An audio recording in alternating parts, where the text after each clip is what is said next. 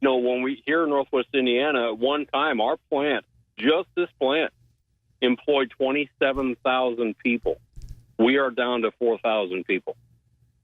Now, do you expect that number to go back up now? Yes, they are in the process of hiring as we speak. Wow. So more jobs, more job opportunities, more work, and it looks like this is Trump delivering on bringing manufacturing, specifically in the steel industry, back to America.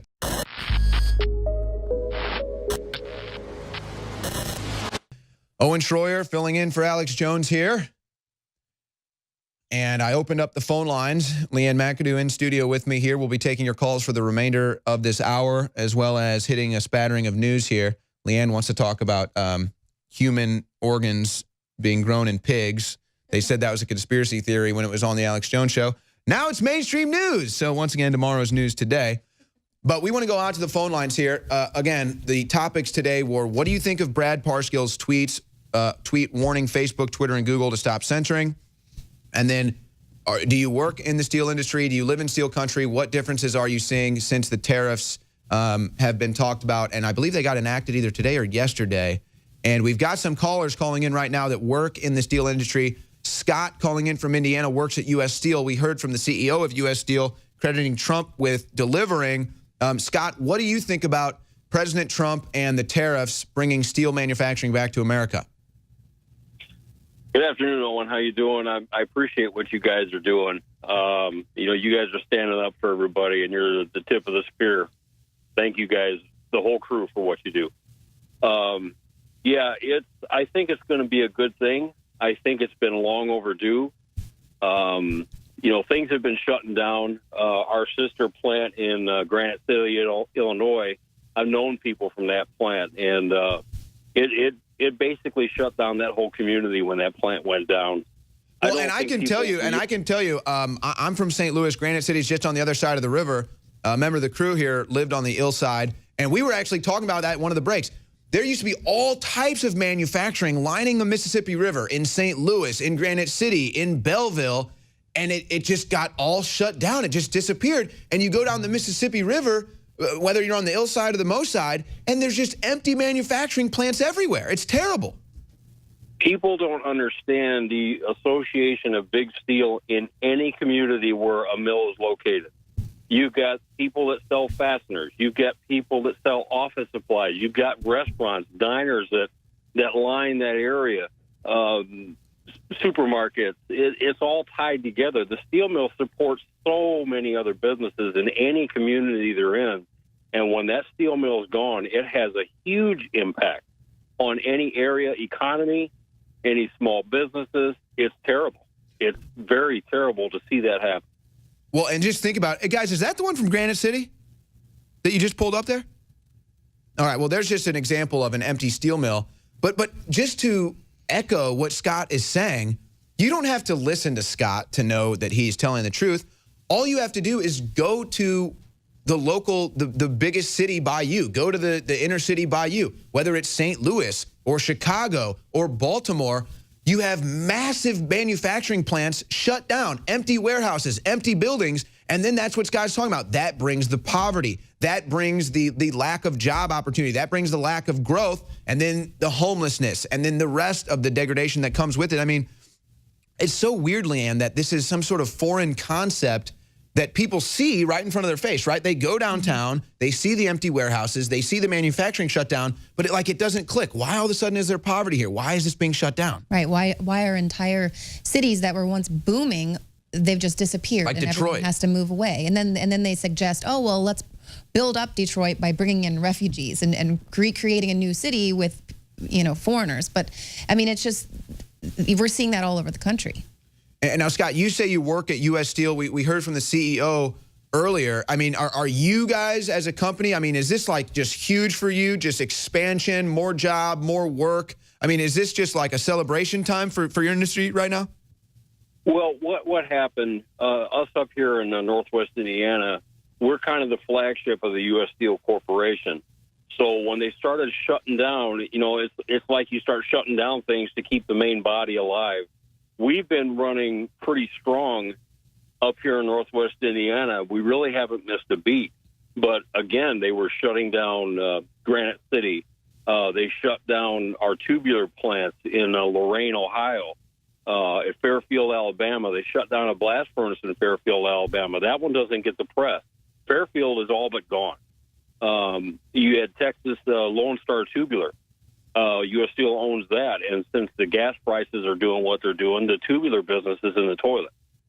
So there's been a lot of other exterior facilities that have been shut down, but we've been running pretty strong here in Northwest Indiana, but they're going to expect us to run even harder now.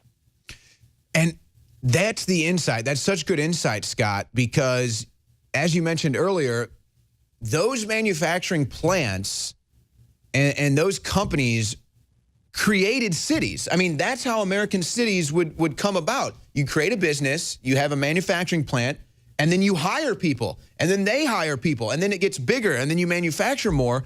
I mean, that used to be what built America. That was industrialism. Right. Right. No, when we here in Northwest Indiana, at one time, our plant, just this plant, employed 27,000 people. We are down to 4,000 people. Now, do you expect that number to go back up now? Yes, they are in the process of hiring as we speak.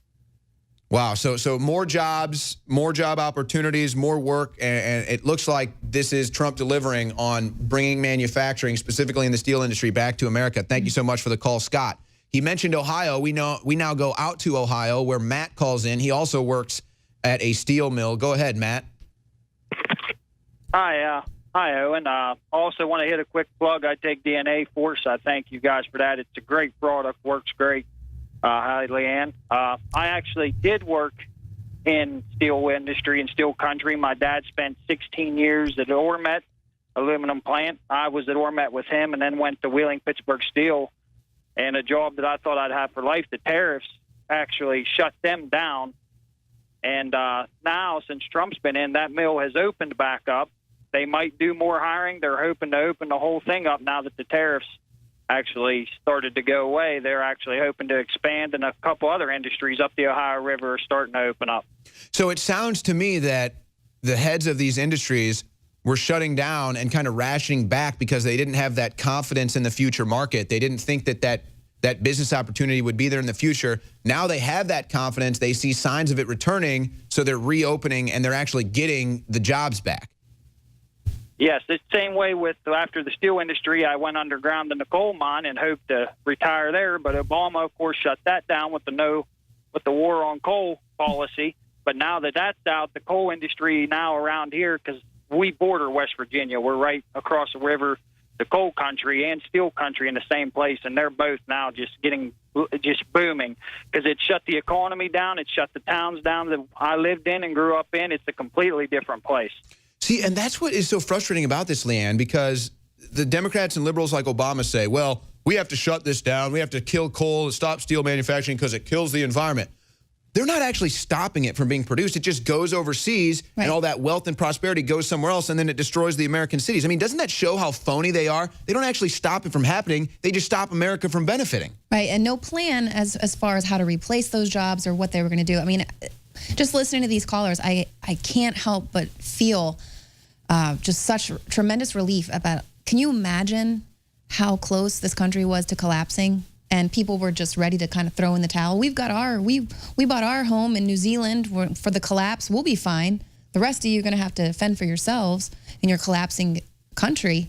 I mean, I know when I went to Flint, Michigan, that's what it looked like there, just a ghost town. And then you had just a few families were holding on there. Maybe they couldn't afford to move out, or that's where their generations of families had lived there, but a ghost town. And then you see pictures of the old downtown, and the people are like in fur coats, and just a booming downtown, and then it turns into blight, where they have to destroy the homes. And it was all independent too, because they had their own manufacturing company, they had their own commerce, they had their own market there that they could always count on thriving, and it just gets shut down with all these government regulations.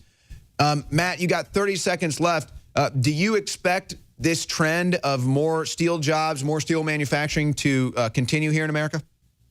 Yes, I do. I think it's going to prosper great, and I'm thankful for Trump for that. And also, 30 seconds left, guys. Get the DNA products. Get everything from the InfoWars store. It works, bud. It's great. All right, Matt, thank you so much for the call. And just to echo what he says, it definitely works. I use the products myself. I know that other members of the staff use them as well. And huge specials right now at InfoWarsStore.com. We've got half off, like half the store right now. Big specials, free shipping store-wide, InfoWarsStore.com. We'll be right back with more of The Alex Jones Show. The globalists are losing, but they're doubling down their attacks. There's one thing they fear, and it's people power. InfoWars has defeated their censorship so far only because of you spreading the links, spreading the articles, subscribing, clicking the notification buttons, and getting the articles and videos out.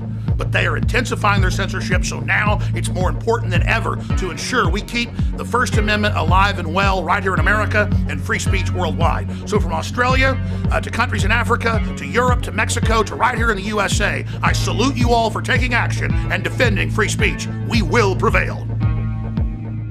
You know, there's this, I don't even know how to explain it. Most people wouldn't expect President Trump and his campaign staff to be so advanced on social media, where they do things that millennial social media expert users do. Where Brad Parscale tweets this out today. Hey, Facebook, Twitter, Google, we are watching. This is your, my words, final opportunity to make sure the playing field is level, hashtag MAGA.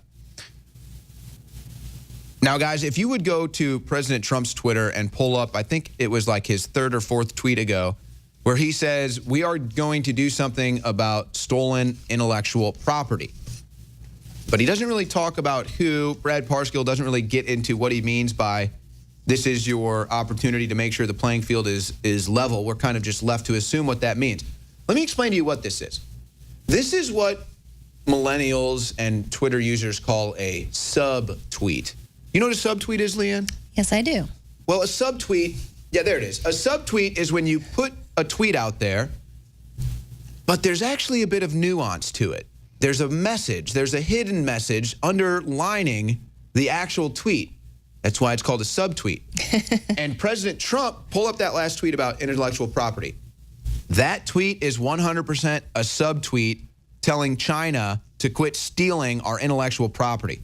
That has been an ongoing story in this country for a while. Chinese hackers infiltrating U.S. businesses, stealing their intellectual property.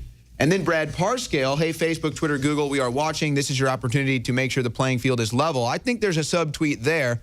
Some of the callers think they have an idea of what that means. But, I mean, Leanne, what do you take out of this before we go to calls in the next segment? What do you think about Trump's new campaign manager, the Trump administration, basically warning Facebook, Twitter, and Google, like, hey, we know what you're doing.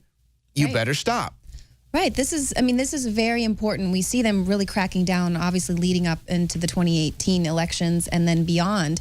And if they're allowed to get away with this and decide who has a voice in the public square, I mean, this is going to be probably one of the biggest free speech issues of our time. This is huge. And we have to decide now who's going to be in charge of the information that we are allowed to have access to. And Facebook, Twitter, and Google have gotten so big, they're essentially bigger than the government. I mean, they're essentially bigger than the government. A lot of them don't even pay taxes. The government needs Google's AI for the Department of Defense to help them with their drones. So, I mean, they're huge. Same with, Amazon and how, certain alphabet bureaucracies use Amazon Cloud and everything, and they give out, and then Amazon doesn't pay taxes. So there's a huge conflict of interest there. And it really makes you wonder, how do you break that conflict of interest and hold Twitter, Facebook, and Google accountable? Right. And I like this article out of Breitbart. I believe John Nolte is the author, and I like his writing style in general. And, he admits he's not a fan of Alex Jones, but, he knows he employs some good people. But that doesn't mean that he wants to live in a country where an Alex Jones is not allowed to be a part of the public square. He doesn't want to live in a country where certain people decide what's a conspiracy theory and what's the truth. And I agree with that. I mean, because as we've seen, a lot of these theories turn out to be facts. And it's only after being pushed for decades that people do find the truth. But we don't want to live in a world where people are not allowed to put theories out there and to question the official narrative. Yeah, if you go back and you listen to an Alex Jones show from 10 years ago, you'd think you were listening to something predicting the future. Right. But that's just because he was reporting on Real News, he wasn't controlled like mainstream media was. And now that we have this pushback with the internet being open, new media, coming and getting more audience, this is like their pushback to try to stop that because they can't control the narrative anymore, right. And it freaks them out. But you would think, I mean, with the craziness that goes on the Alex Jones show, I mean, myself included, you would think they want that for content. Just like I want Don Lemon's idiotic comments and Rachel Madcow's idiotic comments so that I can respond. I don't like the fact they're liars and deceivers, but we don't call for them to be shut down. That's the difference. Right. Introducing Icarin, a 30-day liver and kidney cleanse, exclusively available at InfoWarsLife.com. We have set out with top researchers and developers to bring you the strongest, purest, most potent, documented system for your liver and your kidneys. There are 2 different formula blends in one powerful capsule. It also funds the InfoWar, a total 360 win. Icarin, available now at InfoWarsLife.com.